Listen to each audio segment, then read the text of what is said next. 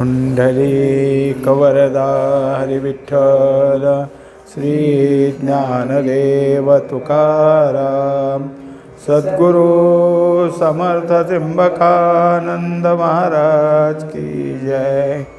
माऊली ज्ञानेश्वर महाराज की जगद्गुरु तुकाराम महाराज की जय। श्री गुरुदेव दत्त। नियतं संगरहितं रागद्वेषतकृतं अफलप्रेप्सुना कर्म यत्तत्सात्विकमुच्यते। 23वा श्लोक आहे। आता 3 प्रकारचं तिन्ही गुणामध्ये विभाजित झालेलं कर्म कसं असतं ते सांगणार आहेत। पहिल्यांदा सात्विक कर्म सांगू लागले। सात्विक कर्मामध्ये जो सत्वगुणी मनुष्य आहे तो नियत कर्म म्हणजे आपल्या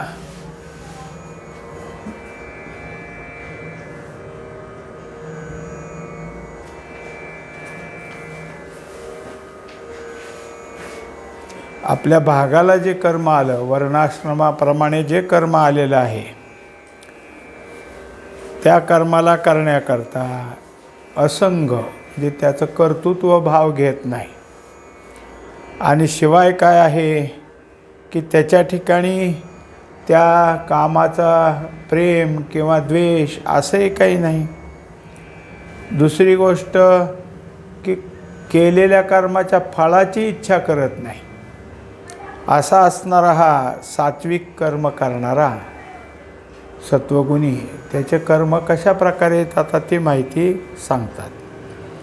तरी स्वाधिकाराचेनी मार्गे आले जे मानिले अंगे पतिव्रतेचेनी परिश्वंगे प्रियाते जैसे। आता त्याला त्यांनी दाखवून दिलं की जो आपला अधिकार आहे, अधिकाराप्रमाणे आपल्याला कोणतं कर्म आलेलं आहे ते कर्म करणं आणि म्हणजे विहित कर्माच्या म्हणजे विधियुक्त असणाऱ्या मार्गानं। शिवाय काय आहे की ते कर्म करत असताना कसं तरी करा असं नाही, प्रेमानं म्हणजे ते कर्म करणं हे म्हणजे आपलं कर्तव्य आहे किंवा आपली सेवा आहे या भावनेने करायचं। त्याला त्याने उदाहरण दिलं की जशी पत्नी पतीला तिने आलिंगन दिलं म्हणजे पतीला कसा आनंद होतो तशा प्रकारे हे कर्म करताना त्या कर्मकर्त्यालाही आनंद होतो। सावळ्या अंगा चंदन प्रमदालोचनी अंजन तैसे अधिकाराशी मंडन नित्यपणे जे। आता हे कर्म करत असताना अधिकारानुरूप कर्म केल्यामुळं त्या कर्म करणाऱ्याला कसं ते कर्म शोभून दिसतं त्याचं उदाहरण दिलं की मनुष्य रंगाने सावळा असला तर त्यांनी लावलेलं गंध गोपीचंद वगैरे ते कसं उठून दिसल, कारण काळसर मनुष्य आणि पांढरं गंध। दुसरं दाखवलं प्रमदालोचनी अंजन, तरुण स्त्री आणि डोळ्यात काजळ घातलं म्हणजे ते आणखीन शोभा त्या ठिकाणी येते। अशा प्रकारे हे जे काही नित्यकर्म आहे ते करत असताना त्याला त्या कर्म करण्याची शोभा येते। ते नित्यकर्म भले होय नैमित्तिकी सावाईले सोनियाशी जोडले सौरभ्य जैसे। तेव्हा एकंदरीत नित्यकर्म तर आहेच आहे, पण त्याच्यात नैमित्तिक कर्म आलं तर दोघं आणखीन जोडीने झाले। नैमित्तिक कर्म काय दररोज आहे असं नाही, पण नित्यकर्म तर दररोज आहे। त्याबरोबर नैमित्तिक कर्मही त्या ठिकाणी झालं म्हणजे मग दोन्ही कर्म उठून दिसतात। आता कसं आहे की ही असंभाव्य गोष्ट आहे, पण माऊलीने मात्र उदाहरणाला काढली की सोन्याला सुगंध आल्यासारखं।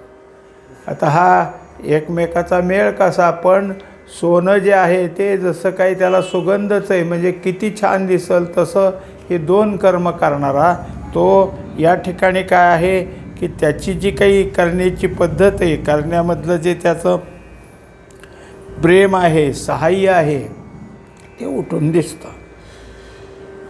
आणि अंगाजीवीची संपत्ती वेचोनी बाळाची करी पाळती परी जीवे उबगणे हे स्थिती न पाहे माय. आता एक लहान बाळ असणारी आई दाखवली. ती काय करते तर जे जे काही करायचं असेल बाळासाठी ते करते. त्याच्याकरता त्याला किती कष्ट पडले किंवा काय त्रास झाला ह्याचा काही विचार नाही. आणि बाळासाठी लागण्याकरता मग गळ्यातले सरी असो, पायातले वाळे असो, मनगटे असो, नसले पैसे तरी घरातनं काही ना काहीतरी काटकस करून पैसे जमवल आणि त्याचं ते कराल. हे दोन्ही म्हणजे अंग मेहनत आणि घरातला जो काय असेल ते संपत्तीचा खर्च करण्यामध्ये तिच्या ठिकाणी त्रासिकपणा कधी येत नाही. उलट ते बाळाच्या अंगावर घातल्यावर त्याला आनंद होतो. किती छान दिसतंय माझं बाळ असं ते म्हणते. आणि हे सगळं करताना कष्ट जरी पडले तरीसुद्धा त्याला त्याचा त्रास येत नाही. तैसे सर्वस्वे करू अनुष्ठी परी फळ न सुये दिठी उखिती क्रिया पैठी ब्रह्मीची करी. आता त्याच्यानंतर जे जे काही कर्म करायचे तो सात्विक गुणाचा मनुष्य काय करतो, कर्म करण्यामध्ये जे काही असेल ते अत्यंत अनुष्ठानाने कर्म करतो. त्या कर्माची त्या ठिकाणी जे काही असेल ती गरज आहे. म्हणजे जसं मांडी घालून आपण पूजा करायला बसतो, आणखीन दुसरं काही गोष्ट असेल तर देवाची पूजा आहे, मंदिरातल्या देवाची पूजा आहे. मग अशी तशी नाही, त्याला पाणी, त्याला फुलं, त्याला फुलाचा हार, ह्या सगळ्या गोष्टी घेऊन तो जसा व्यवस्थित पार पाडतो. पण त्याच्यापासून काही मागणी करत नाही. मी एवढी पूजा करतो देवा, मला हे प्राप्त करून घ्या, ते प्राप्त करून घ्या, असं काही मागणी नाही. मग त्याच्या ठिकाणी कसं आहे की इतकं प्रेमानं ते करायचं, सगळं कर्म उरकायचं आणि शेवटी सगळं झाल्यावर ब्रह्मार्पण म्हणायचं, म्हणजे त्याच्यातनं मुक्त व्हायचं. आणि प्रिय आलिया स्वभावे सबळ उरे वेचे ठावे नव्हे तैसे सत्प्रसंगे करावे पारुषे जरी. आता अत्यंत काय आहे, जीवलग आहे. पाहुणा असेल, मित्र असेल, पण जीवलग आहे. तो जर घरी आला तर त्याच्यासाठी जर काही करायचं असेल, त्याचं काही आदर सत्कार, मग त्याच्याकरता काय आहे की जेवण खाण करायचं आहे, पक्वान्नाचं जेवण आहे, त्याला काही कपडे द्यायचे आहेत किंवा आणखीन काही भेटवस्तू द्यायची. मागं पुढं पाहिलं जात नाही. कारण हा कोण आहे, अत्यंत जीवलग आहे, अत्यंत प्रेमाचा आहे. म्हणून घरातला खर्च झाला किंवा आता हे सगळं पदार्थ करण्यामध्ये खर्च झाला ह्याचा काही विचार येत नाही. त्याच्यासाठी इतकं प्रेमानं सगळं काही केलं जातं. तसंच सत्प्रसंगे म्हणजे योग्य प्रसंग असेल त्या वेळेला अत्यंत प्रेमानं. आणि संत महात्मे जर घरी आले तर मग आणखीन कितीही प्रेमानं तो करत असतो. तरी अकारणाचे निखेदे द्वेषाते जीवी न बांधे झालयाचे नि आनंदे फुंजो नेणे. आता काय होतं, सगळीच कर्म काय आहे की आपल्या हातातली नसतात. काही कर्म करत असताना त्याच्या ठिकाणी काय आहे, थोडाफार राग येतो किंवा काही कर्म त्रास देतं, तरी याच्या ठिकाणी त्याच्या संबंधातला कुठला धिक्कार करणं कर्माचा, काय असलं माझ्या मागं लागलं असं म्हणणं काही नाही. जे असेल ते त्याप्रमाणे करायचं. म्हणून त्याचा द्वेषही अंतःकरणातनं करायचा नाही. जे कर्म आपल्याला प्राप्त झाले ते करण्यामध्ये काही नाही. उलट हेच कर्म करत असताना दुसऱ्यानं जरी म्हणले की अरे अरे तुला इतकं हलकं कर्म सांगितलं आहे, दुसरे काय काय करते तर तू अगदी काय झाडलोट काय करतो, बाकीचे तो म्हणतो मला ही सेवा आली हेच मला आनंद आहे. बाकीचे करते त्यांच्यात, पण मला जी सेवा करायला मिळाली त्यात मला आनंद आहे.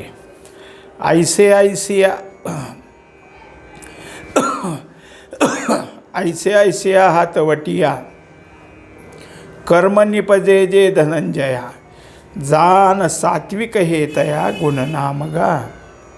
एकंदरीत सात्विक मनुष्य कर्म करताना कोणत्या प्रकारचं तो हातवटी म्हणण्यापेक्षा सराव आहे त्याचा, करण्याची जी त्याची एक पद्धत आहे, आणि ते करत असताना त्याच्याजवळ युक्ती ती कोणती, कर्ताभाव उठू द्यायचा नाही आणि फलाची अपेक्षा करायची नाही. ह्या दोन्ही गोष्टी तो अत्यंत काय आहे कटाक्षानं पाळतो, आणि मग आपलं जे कर्म असेल ते स्वच्छ असं कर्म करतो. त्यालाच काय आहे हे सात्विक कर्म असं म्हटलं गेलं. आता ययावरी राजसाचे लक्षण सांगिजेल साचे, न करी अवधानाचे वाणेपण. आता झालं सात्विक मनुष्य कसं कर्म करतो हे सांगून झालं. पुढं सांगतात की आता राजसी मनुष्य कसं कर्म करतो ते लक्षण तुला सांगतो. पण लक्ष ठेव, उघड लक्ष दुसरीकडे जाऊ देऊ नको. म्हणजे तुझं जे काही आहे त्याच्यामध्ये यत्किंची काय असतं, श्रवण करताना सुद्धा लक्ष दुसरीकडे गेलं तर शरीर मनुष्याचं बसलेलं असतं, डोळे माणसाचे तिकडं समोर असतात, पण मन मात्र कुठंतरी जातं. मग जेव्हा जे जे काही गोष्ट गरजेची तिथं हायगय करून उपयोग नसतो. तेच त्यांनी दाखवलं की न करी अवधानाचे वाणेपण. तेव्हा तुझं लक्ष इथं राहिलंच पाहिजे. यत्तु कामेप्सुना कर्म साहंकारेण वा पुनः क्रियते बहुलायासं तद्राजसमुदाहृतम्. आता हे राजसी कर्म कसं हे सांगताना या 24व्या श्लोकामध्ये हे जे कर्म आहे ते करत असताना त्या कर्माच्या ठिकाणी फलापेक्षा काय, म्हणजे काय फल मिळतं आहे ते अगोदर विचार करायचा आणि मग कर्म सुरुवात करायची. कर्म करताना सुद्धा अहंकार खूप, जो काय असेल ते मी केलं, केलेल्या कर्माची लोकांनी काय करावी, स्तुती करावी असं त्याला सर वाटतं. आणि काय जे करायचं असेल त्याला किती कष्ट पडले तरी काही नाही. मग त्याच्यात त्या फळाकडं बघून करत असल्यामुळे कष्टाला त्याला काही वाटत नाही. असं असणारं हे राजसकर्म आहे. तरी घरी माता पितरा धड बोली नाही संसारा, येर विश्वभरी आदरा मूर्खो जैसा. आता मात्र काय आहे की त्याचे 2 अंग दाखवले, वागण्यातलं आतलं आणि बाहेरचं. अंतरंग कसं आहे आणि बहिरंग कसं आहे. अंतरंगात असं आहे त्याच्या ठिकाणी की घरातल्या आई वडिलाला कधीच नीट बोलत नाही, त्यांच्यासाठी काय गरज असेल ते सुद्धा कधी बघत नाही, सतत त्यांची चिडचिड करणार, त्यांना काही ना काहीतरी त्रासदायक शब्द बोलणार, त्यांच्या मनाला लागेल असे शब्द बोलणार. आणि बाहेर मात्र लोकाला एवढा आदर दाखवणार की हा फार मायाळू माणूस दिसतोय, ह्याच्या मनात फार प्रेम दिसतंय. मग जो कोणी आता रस्त्यानं चालला तरी वयस्कर असा, बाबा सावकाश चाला, झालं पाणी देऊ का, मग हे घरातल्याला मात्र काही विचारत नाही. दिखाऊपणा थोडक्यात काय आहे त्याचा जास्त आहे. का तुळशीची या झाडा दुरुनी न घापे शिंतोडा, द्राक्षीची या जरी तरी बुडा दूधची लावी जे. आता पूर्वीचं आहे, आता कशी अनेक प्रकारचे रसायनं, अनेक प्रकारचे औषधं आलेत, खतं आलेत द्राक्षाच्या बागेला घालायला. पण फार पूर्वी जेव्हा द्राक्षाची बागच नसायची, एखाद दुसरा वेल दारात आपल्या कुठं तर लावलेला असायचा, तो चांगला वाढावा, त्याला चांगलं फळ लागावं म्हणून त्याला दूध घालत असत. दुधानं ते वेल लवकर चांगला वाढत असे. आता ते उदाहरण त्यांनी दाखवलं माऊलीने असं की तुळशीला कधी पाणी घालायचं नाही, शिंतोडासुद्धा जाऊ द्यायचा नाही, पण द्राक्षाला मात्र दूध घालण्यात हायगय करत नसे. तैसी नित्य नैमित्तिके कर्मे जिये आवश्यके, तयाचे विषयी न शके बैठला उठू. मात्र आता काय आहे की काही गोष्टी त्याला दाखवायच्यातच, म्हणून नित्य नैमित्तिक कर्म असलं तर अतिशय काय आहे की मांडी घालून बसणार आणि ते कर्म करणार. आणि करणार तर कसं, कोणीतरी इकडं तिकडं जातं येतं असं त्याच्याकडं लोकांचं लक्ष द्यावं, त्याला पाहावं आणि मग प्रत्येकाने म्हणावं आज काय चाललं हो तुमचं. मग हे करण्याकरता तो नित्यनैमित्तिक कर्म करताना मांडी घालून बसत असतो. एरा काम्याचे नितरी नावे, देह सर्वस्व आघवे, वेचिताही न मनवे बहु ऐसे. तेव्हा आता काम्य कर्माला तर काय विचारूच नका. त्याच्यासाठी त्याला काय कष्ट पडतील किंवा काय आहे काय नाही. मनुष्य काय आहे की मागं एक असा काळ होता की सगळ्याच्या घरी सुबत्ता नव्हती. कित्येकाला काय व्हायचं की अगदी आजच्याला कसं तरी भाकरी चटणी मिळालेली ठीक, नाहीतर मिळतही नसायची. अशा वेळेस एखाद्याला जर कळलं की अमुक अमुक गावी काय आहे की गाव जेवण आहे आणि ते गाव ह्याच्या गावापासून 10 किलोमीटर जरी असलं तर तिथं चालत जाणार आणि तिथं जेवायला मिळतं आहे. बरं तो गाव जेवण घालणारा काही एका दिवसापुरतं नाही, 2 दिवस 3 दिवस घालतो आहे, तिथंच थांबल. फक्त काय आहे जेवण मिळतं आहे म्हणून 10 किलोमीटरचा प्रवास करायला ते कष्ट, त्याची तयारी. तिथं गेल्यावर ते म्हणला थोडंसं काम करा, हो करतो, पण जेवायला घाला. अशा तऱ्हेचं काय आहे की कष्ट पडलं तरी हरकत नाही, पण कामना जाग्यातनं निर्माण झाली मनातून की ती पूर्णच करणार. आगा देवडी वाढी लाहिजे, तेथ मोल देता न धाईजे, पेरिता पुरे न म्हणिजे बीज जेवी. आता पहा की काही गोष्टी माऊलीनं त्यावेळेस कशी वाक्य लिहिलीत. आज आपण सुद्धा ते बोलीभाषेत ते शब्द वापरतो की त्यांनी दाखवलं आहे ते शब्द थोडंसं आता काय पद्य म्हणून मागं पुढं गेले. आपण म्हणतो एखादी गोष्ट द्यायची असली कोणाला तर वाडी दिडीनं, म्हणजे आम्हाला त्याच्यात काय आहो वाढ काय देणार, दिडी देणार का. वाडी दिडी हा एक शब्द अजूनही प्रचलित सगळीकडे आहे. त्याप्रमाणे तेथ मोल देता न धाईजे, म्हणजे आता ह्याला जर महिन्याकाठी 100 रुपयाला 2 रुपये मिळणार असतील, 100 रुपयाला 3 रुपये मिळणार असतील, मग किती व्याज मिळतं आहे, 3 रुपयाचं, 2 रुपयाचं किंवा 5 रुपयाचं. पण देतो किती, 5 रुपयासाठी 100 देतो. 100 द्यायचे आणि 5ची वाट पाहत बसायची. तेथ मोल देता न धाईजे, जवळचं द्यायला तो मागं पुढं पाहत नाही, कारण त्याच्यापासून आपल्याला मिळकत मिळणार आहे हेच त्याच्या ठिकाणी. पेरता पुरे न म्हणिजे बीज जेवी. त्याला उदाहरण दिलं की जसं पेरणी करत, आता कसं असायचं मागं जमीनदारी खूप मोठमोठे एकाकडं खूप जमीन, आणि त्यामुळे इतकी सगळी जमीन पेरायची म्हणलं तर घरातलं कितीतरी बी जायचं. पण जो अशा तऱ्हेचा असायचं की जाऊ द्या किती जायचं तेवढं, पेरायच्या बियाला नाही म्हणायचं नाही, पेरून घ्या, पुन्हा त्याच्यात येईलच ना आपल्याला. म्हणजे तो जसा आता घरातलं खाद्यधान्यसुद्धा द्यायला तयार आहे, बियाणं तर देईलच, पण ह्याच्यापासून पुढच्या वर्षी भरपूर येईल, हा त्यातला एक काय आहे त्याच्या कामनेतलाच भाग आहे.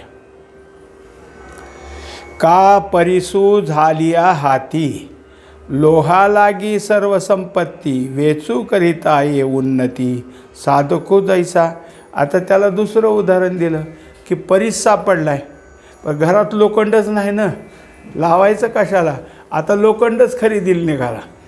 काय होतं आहे म्हणलं, आता जरी खरेदी करून पैसे खर्च केले तर उद्या त्याचं सोनं होईल, कितीतरी पैसे होतील. तैसी फळे देखोनी पुढे, काम्यकर्मे दुवाडे, करी परी ते थोकडे केले ही मानी. आता एकंदरीत फल मिळतंय म्हणल्यानंतर अतिशय कर्माचं काही जरी असलं, म्हणजे ते कर्म थोडंफार त्रासदायक जरी असलं तरी करणार, आणि त्याचं फळ मिळतंय ते घेणार, पण म्हणणार अजून थोडंसं झटलं असतं तर बरं झालं असतं, अधिक फळ मिळालं असतं. म्हणजे आपण केलं आहे ते फार थोडंच केलं आहे, अजून फळ मिळण्याकरता करायला पाहिजे होतं. तेने फळ कामुके यथाविधी नेटके, काम्य की जे तितुके क्रिया जात. मग फळाची इच्छा करत करत काय असेल ते मग विधीने का करायचं होईना, पण कामनेचंच कर्म करणं, त्याच्याच क्रिया करणं.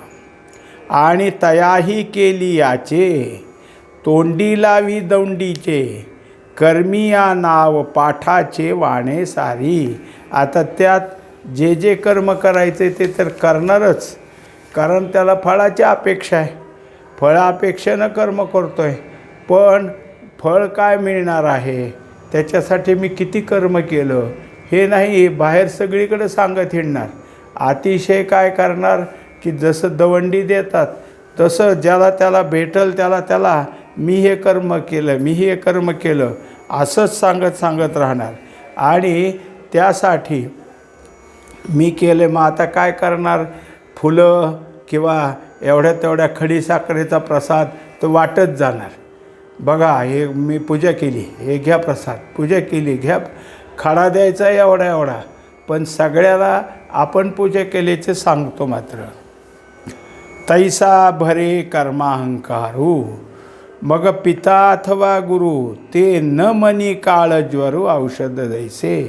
तेव्हा एकंदरीत कुठलंही कर्म करतो पण त्याचा अहंकार एवढा की आत्तापर्यंत हे कोणी केलं नाही. आमच्या वडिलाला तर असलं कर्म करायला कधी जमलंच नाही, आणि मी जे गुरु केलेत ना ते सुद्धा फार मागं पडलेत, त्यांनासुद्धा असलं येत नाही, मी म्हणूनच हे सगळं कर्म केलं आहे.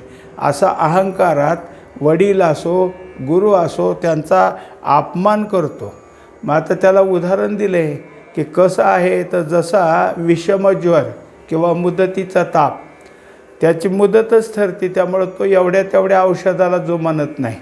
तसं ह्याचा अहंकार इतका वाढला की आपण कोणाबद्दल काय बोलतो ह्याच्या ठिकाणी येत नाही.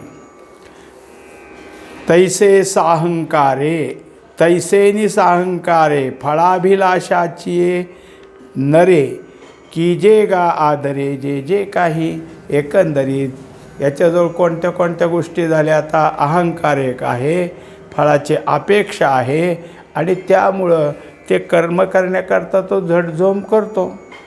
परी तेही करणे बहु असा, वळघोनी करी सायासा, जीवनो पावो का जैसा कोल्हाटियाचा. आता एकंदरीत इतकं त्याचं झटाझोम चाललं आहे की काही असो.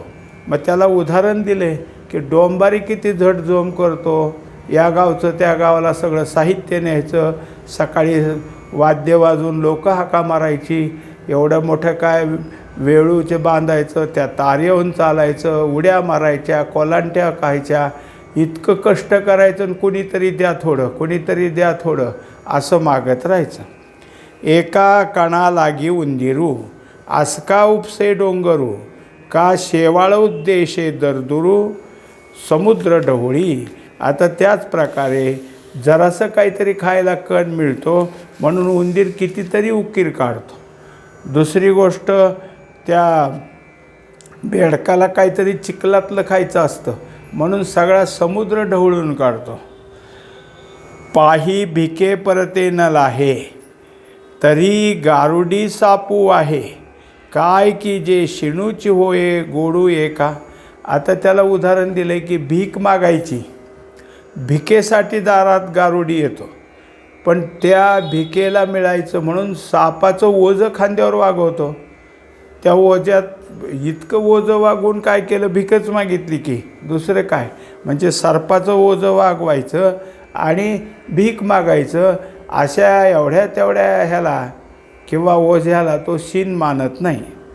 हे असो परमाणू चीन लाभे, पाताळ लंगिती ओळंभे, तैसे स्वर्ग सुख लोभे विचंबणे जे. आता काय आहे की हे जे आहे वाळवी, ती काय करते की आत खाली जाते आणि चिकट माती घेऊन येऊन वर येऊन वारूळ बनवत राहते. म्हणजे केवढ्या तरी खोलीत जाऊन माती आणायची.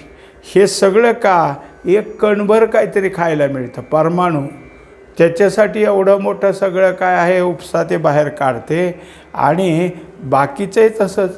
तर हा मात्र काम्य कर्मात स्वर्गसुख लाभल ह्या उद्देशानं करत राहतो. काम्य कर्म सक्लेश, जाणावे तेथ राजस, आता चिन्ह परिस तामसाचे. एकंदरीत कर्तेपणा, अहंकार, फळ अभिलाषा आणि कष्ट हे सगळं रजगुणाच्या ठिकाणी आहे. आता तमगुणाबद्दलचं माहिती सांगत आहेत. पुंडलिक वरदा हरी विठ्ठल, श्री ज्ञानदेव तुकाराम, सद्गुरु समर्थ त्र्यंबकानंद महाराज की जय, माऊली ज्ञानेश्वर महाराज की जय, जगद्गुरु तुकाराम महाराज की जय, श्री गुरुदेव दत्त.